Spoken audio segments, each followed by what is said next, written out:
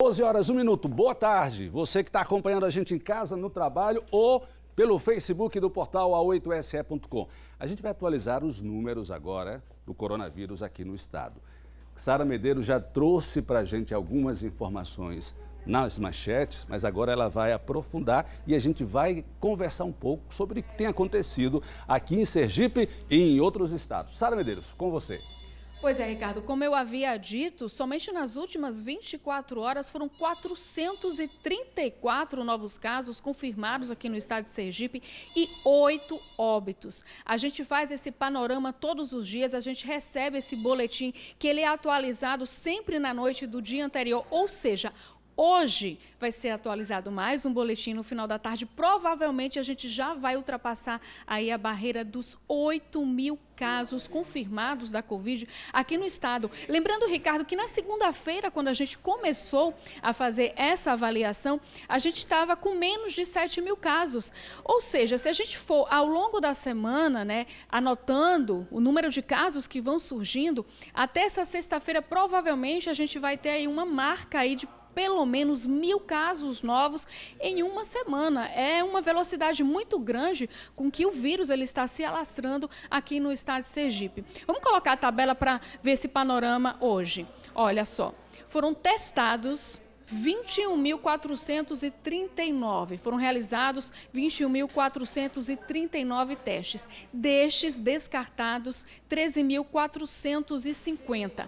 Casos confirmados, 7.989. Então, como eu disse, se seguir, né, nessa mesma regra que está aí 200, 300, 400 casos, né, surgindo por dia, provavelmente hoje, no final do dia, a gente ultrapassa aí essa barreira dos 8.000 casos.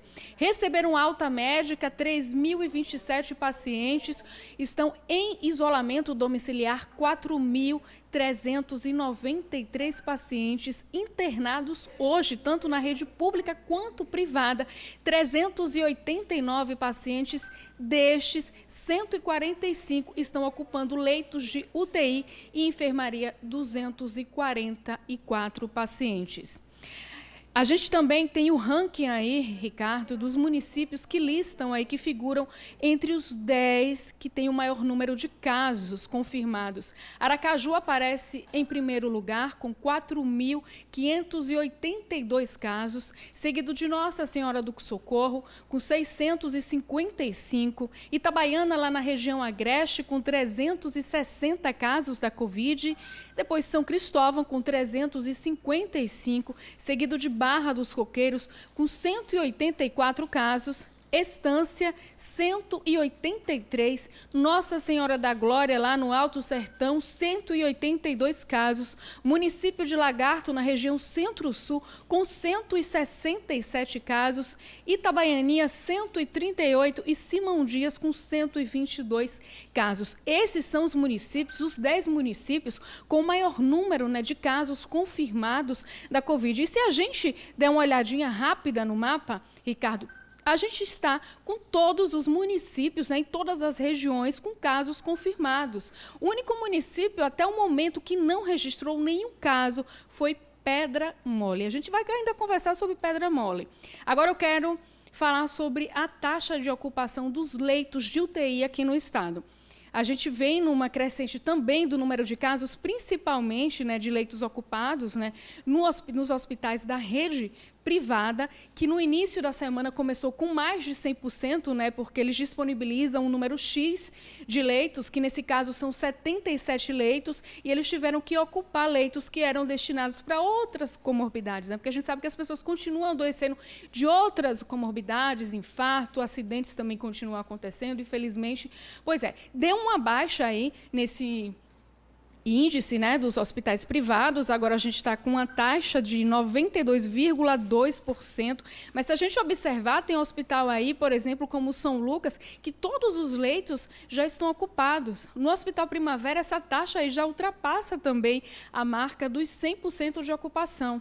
Agora a gente vai falar sobre os leitos, né, do estado que houve um incremento no final de semana. No início da semana começou até bem, com 55% de taxa de ocupação. Hoje está com 61,7% de ocupação. Dos 120 leitos, 74 estão ocupados. Agora, Ricardo, a gente tem acompanhado também, porque é feito, né, esse balanço, com relação à taxa de isolamento social das pessoas. E aqui em Sergipe tem chamado bastante atenção, Ricardo, porque é uma taxa muito baixa. Essa fonte vem do In-Loco, ele faz esse estudo por meio dos aparelhos celulares, a movimentação das pessoas. E olha só, a gente tem todos os municípios com praticamente com um baixo índice. Alguns chegam aí a regular, porque o regular está entre 45% e 54%. Nenhum município, se a gente observar, está com pelo menos 50% da taxa, né, de isolamento. Esse foi o último boletim divulgado no dia 2 de junho. General Mainar figura aí como o município que tenha o menor índice de adesão ao isolamento social, de 27%. Aí vem seguido aí dos municípios de Nossa Senhora de Lourdes, Cumbe, Nossa Senhora das Dores. E a gente percebe que lá no finalzinho aí do mapa, Ricardo, a gente tem Pedra Mole. É o município que hoje ele tem a maior taxa de isolamento social voluntária, né, da população, que está em 47%. Talvez isso explique, né, o fato do município ser o único no estado em que não há nenhum caso de Covid confirmado, para a gente ter uma noção de como é importante, né, a taxa de isolamento. Aqui na capital, essa taxa está girando em torno de 40%, o município de Nossa Senhora do Socorro também está na faixa de 37% e 40%, também considerado muito baixo. O que a gente percebe? O que a gente pode analisar diante desses números, né? É que esse isolamento social aqui no estado de Sergipe é um isolamento realmente que não acontece, né, Ricardo? É um isolamento de fachada. As pessoas estão na rua porque as pessoas realmente precisam, né? Muita gente precisa trabalhar, muita gente precisa ir em busca do sustento. A gente vai ao centro comercial de Aracaju, a gente percebe que tem muita gente circulando, somente aquelas grandes lojas que estão fechadas, mas a gente também sabe que pequenos comércios estão funcionando por ali, vendedores ambulantes. Então fica essa pergunta, esse isolamento social, por que não está funcionando aqui no estado de Sergipe, né, Ricardo? Pois é, porque já temos 80 dias. Eu lembro, Sara, quando foi pedido o isolamento social, todos nós fizemos. Aliás, estamos fazendo. Eu sei que você faz, sua família, a minha. Eu acho que a maioria da família sergipana faz o isolamento. Começou com esse intuito.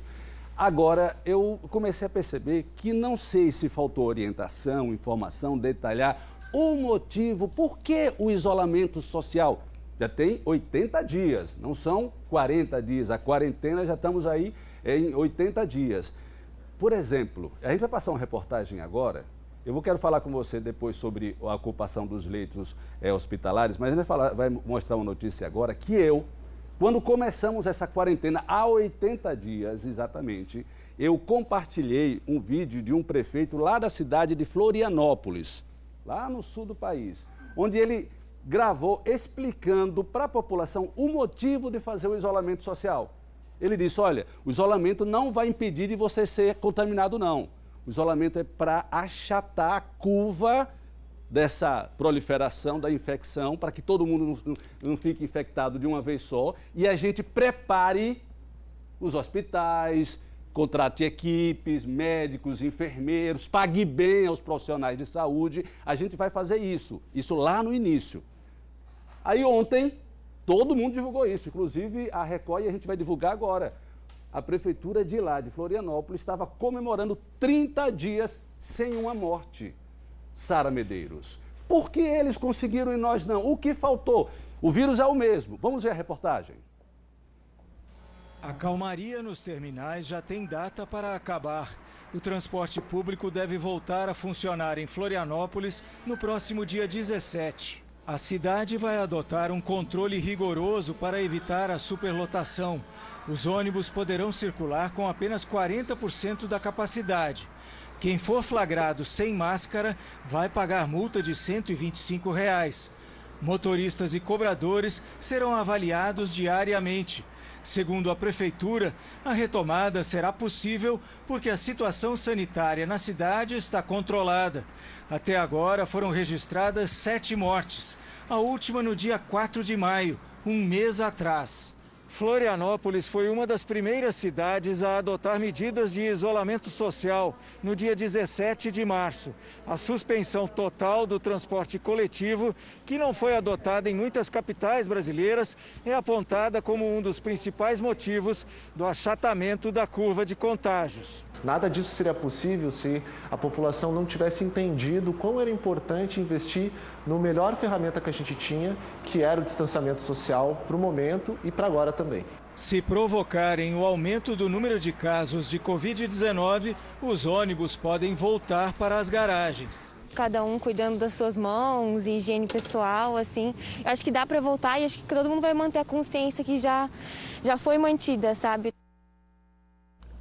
Pelo que eu percebi, Sara, orientação para a população, explicando porque, olha, você ficando em casa na quarentena, você vai achatar, não vai fazer com que a curva exploda, mas possivelmente... Eu lembro que uma vez você fez uma reportagem, Sara, você chegou na redação dizendo, eles não quiseram comentar, mas disseram que praticamente 80% da população vai ser infectada, mas ninguém quis falar. Por que não? O esconder por quê?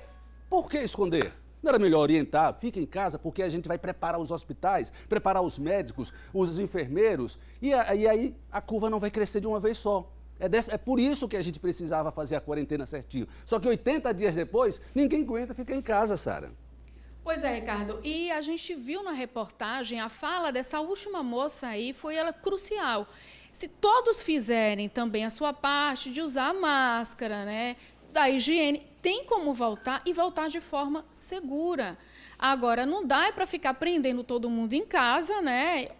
Mas as pessoas precisam sair, as pessoas saem, acabam se infectando, esse número crescente, tem que ter realmente orientação, tem que ter algo coordenado aí entre o governo do estado, prefeituras, para que seja feita essa retomada de forma segura, porque tem como. E orientar a população, olha, você sai no seu horário de trabalho que precisa, acabou, volta para casa, porque é assim que eu faço, olha, eu venho para trabalhar porque nós jornalistas estamos na lista aí dos serviços essenciais, eu cumpro o meu horário de trabalho, saio daqui, ó, da TV, vou para casa, eu fico no meu isolamento social e só retomo minhas atividades no outro dia pela manhã, estou protegida em casa e depois venho trabalhar. Então, dessa forma, tem como a gente voltar, tem como todo mundo retomar suas atividades e como a gente bem sabe, a gente vê os especialistas falando, pelo menos 70%, 80% da população vai ter contato com o vírus.